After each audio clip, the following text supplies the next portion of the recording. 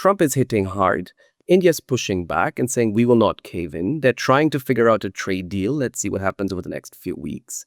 In the meantime, India is playing hard by going to the Chinese and hanging out with the Russians like they have before and upping the ante on Trump.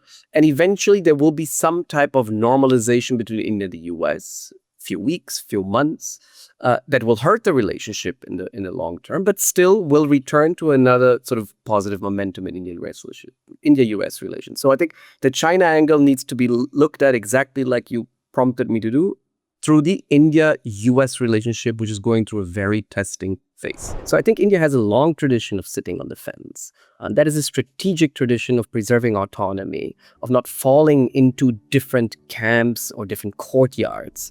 But at the same time, remaining open, and you sit on the fence, so you have a good vantage point, and you can communicate with a variety of actors around you to keep that balance. And I think if Mr. Navarro probably may not know that, and I think that's the most likely scenario, he knows that India will not choose a side. But he's part of this drama that I was speaking of before, which is full of symbols and signals. The Tianjin drama and the symbols that were sent in India's instruments of diplomacy to Mr. Trump. Here, Mr. Navarro is another cast in this drama, who's also sending a signal through very typical Americans, popular, if I say, rural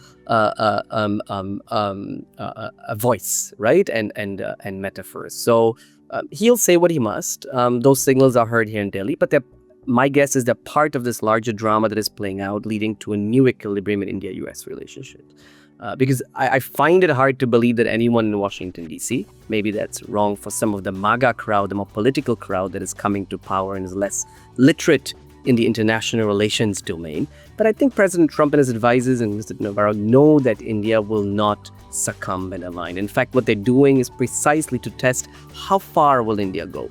And India, vice versa, is also seeing whatever it can do to see how far can it go before we reach a new equilibrium between India and the US.